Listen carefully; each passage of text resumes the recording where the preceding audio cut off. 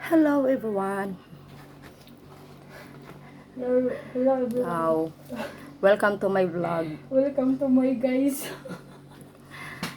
So now I'm eating I'm eating my breakfast. Actually breakfast and lunch. Okay, already late. Late nga. And of course, ito yung ulam ko. Lato. Lato sa Bisaya in Tagalog is I don't know. Arosip.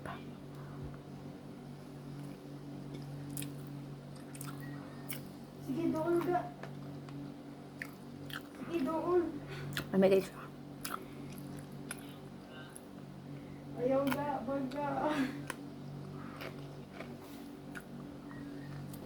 Sobrang sarap niya.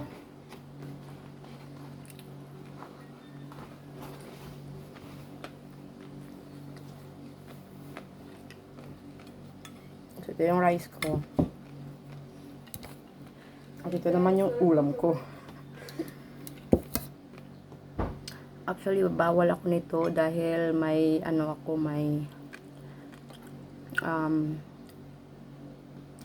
may cholesterol super high. But syempre, not always naman ako kumakain ito sa lang. Minsanan lang. Mas masarap kasi yung bawal.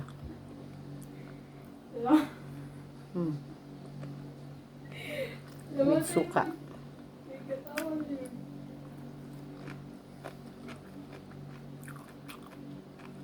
So, kinamay ko siya dahil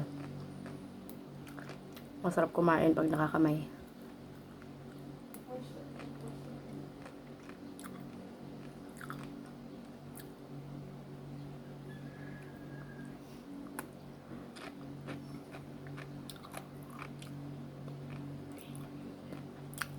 Kaninang umaga actually kumain ako ng kunting kanin, kunting rice dahil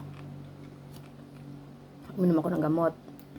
Rice lang lahat. Walang ulam.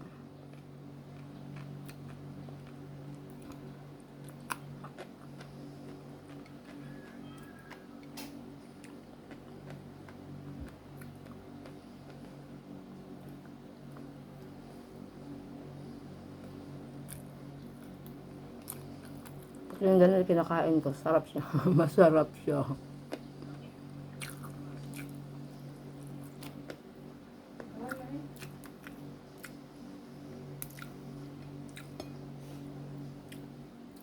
Wait man, mag-galing din no? Wait man sila no? Ano, doon na.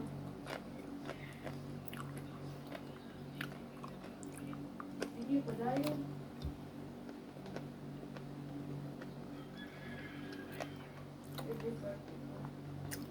Dami. Sobrang liliit.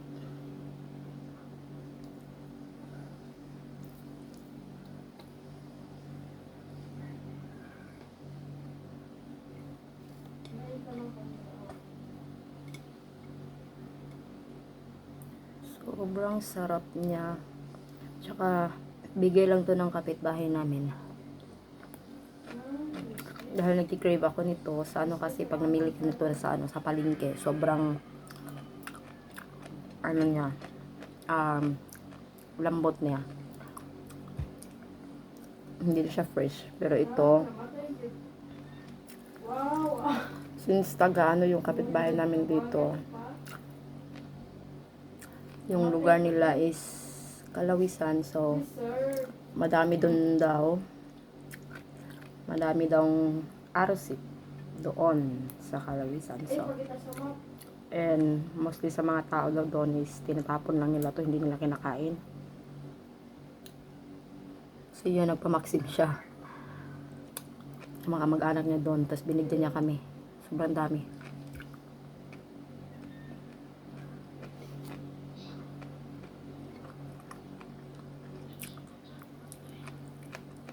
Sorry, sa totoo lang, hindi ko talaga alam sa Tagalog nito. Kung Arusit ba talaga or ano, kasi kilala ko kasi itong Arusit doon nung nasa ano pa ako, nasa Baguio pa ako, doon pa ako nakatira. Doon pa kami nakatira. So, Arusit kasi tawag nila doon. Ito naman sa amin sa Cebu, sa Bisaya is lato. Sa English is ito yung ano, sea grapes. So, in Tagalog, I don't know.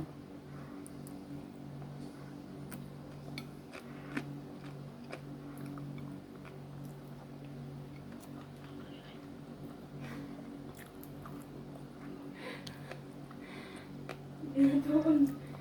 Inatuon. Dapat nila oh. Sobrang sarap na kainin. Kahit ito lang yung pagkain ko, yung ulam ko lagi. Run. Kung pwede lang araw-arawin. Bawal kasi ako sa kahit anong seafoods. Pero, dahil matigas ang ulo ko, kakain ako.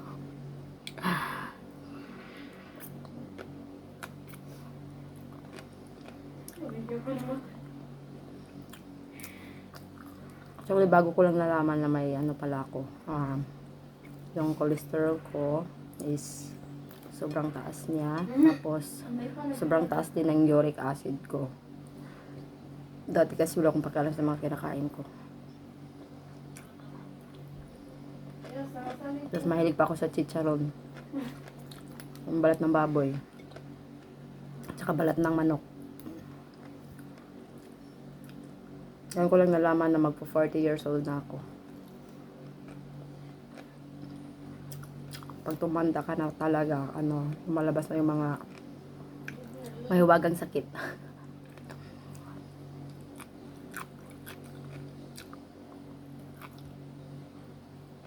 Hindi ko pa alam yung sakit ko, actually,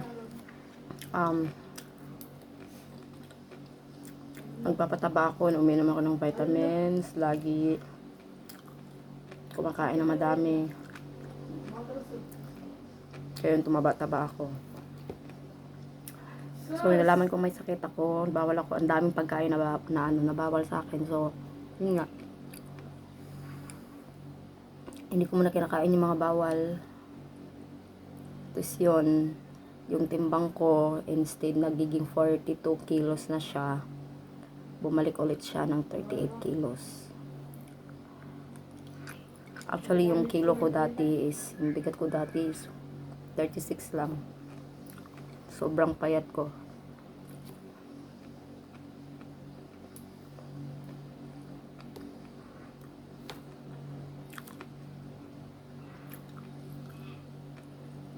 Tapos kahapon, ay kagabi, dahil galing ako sa, ano, sa city, sa town, Ayaw dira eh. wala akong oras magluto ng ulam. Kaya yun, nag-order ako ng Jollibee. Kahit bawal, kumain na naman ako. Kaya sobrang gutom. Oh my God.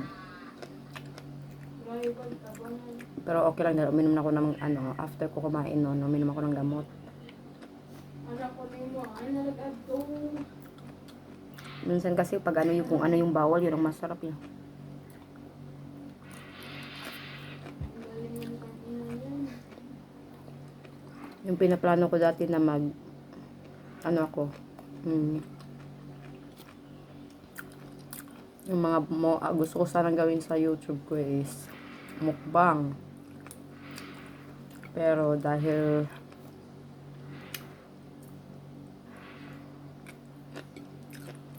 hindi healthy yung katawan ko, so wala.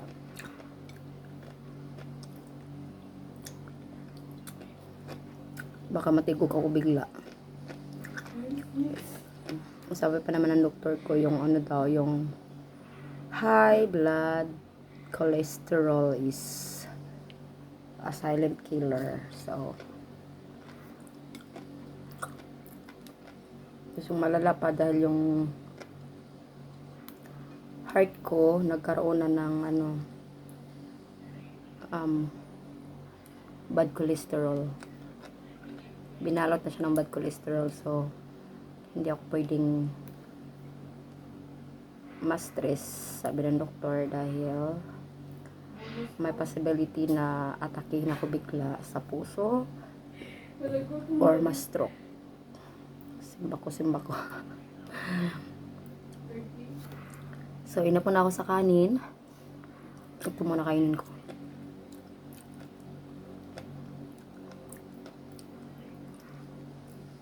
Actually, bumili ako ng ng bigas na mais, dahil yun kasi yung inaano sa akin na kainin ko. Wag daw yung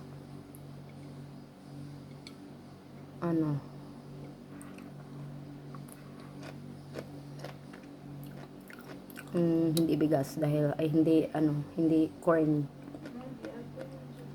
dahil syempre grabe yung carbohydrates niya, at saka bawala din ako sa sobrang ganyan, pero no choice, dahil sa minsan kasi tamad ako magluto ng kanin ko.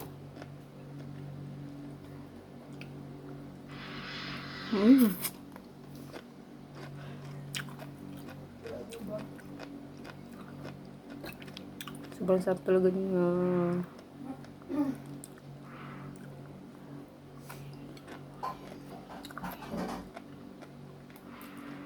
Talaga sa akin walang tapon to, dahil kinakain ko to lahat, pati ito.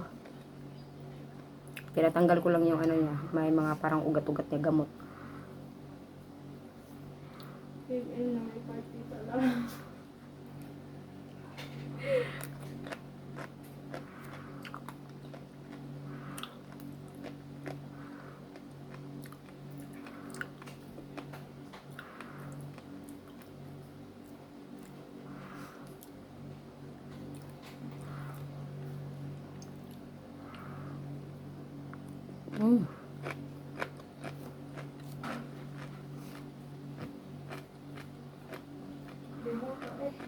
Maligo mo daw. Limo kay yapon.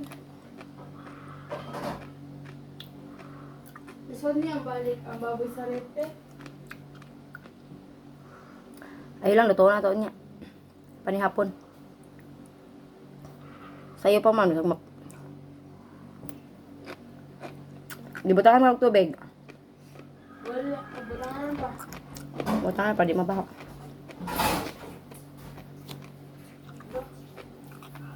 Ang napagawas na ako kayang kuan. Man.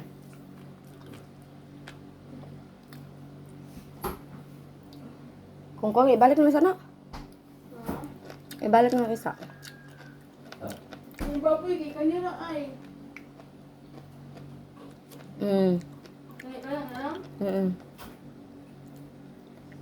No, murugo ay gitsin na hugas ang tarong day ba? Daw mga mga kuan. Misawan. Itom-itom. Hugasan mo tarong ko para matangtang na iyang kuan. Kay mga laos, manaog ka ng mga hugaw sa dagat. Legendary.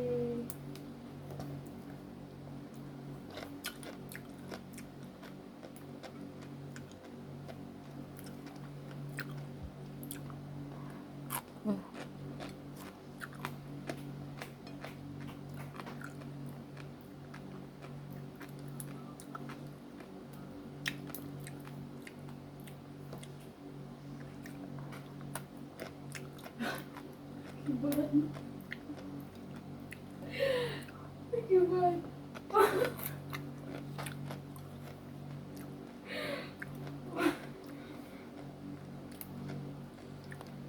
Diyos. Sa mga mayayaman, hindi nila kinakain tong yung ganito, parang niya, tangkay.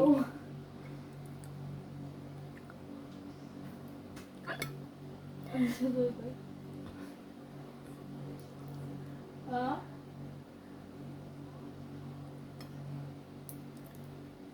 Pero dito sa amin kinakain namin yan. Oh, wow. Masarap yan.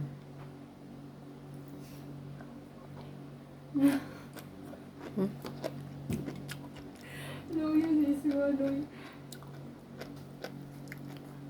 Pagtapos na lang tambok. Tapos ba? Kulay. Sige, go. Naamay ka rin na.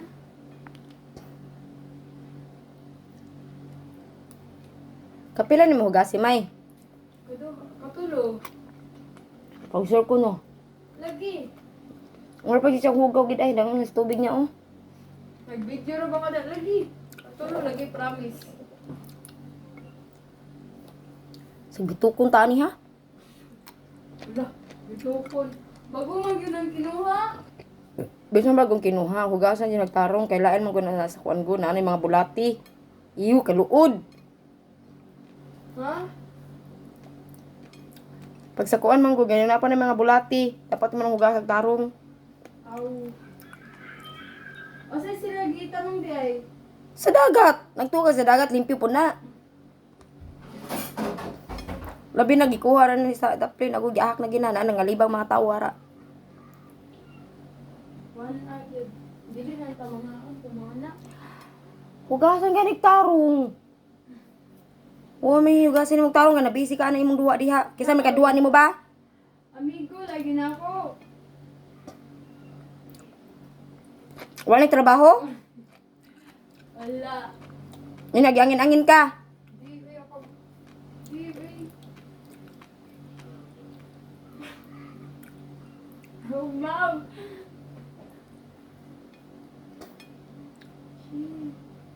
Ha?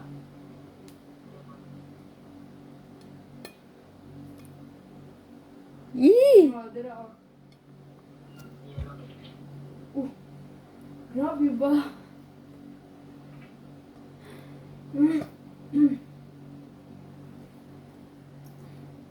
Dumpy lah. Kachoy, dumpy. Abi na nag-juhet.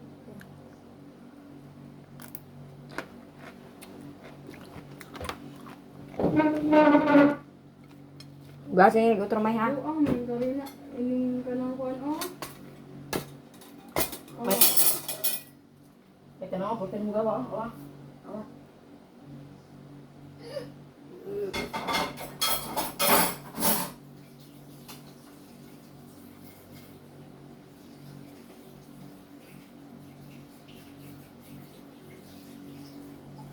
Wala na ba?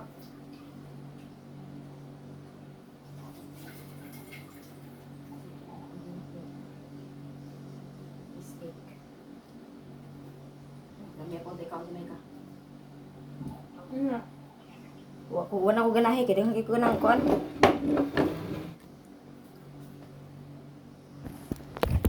Go.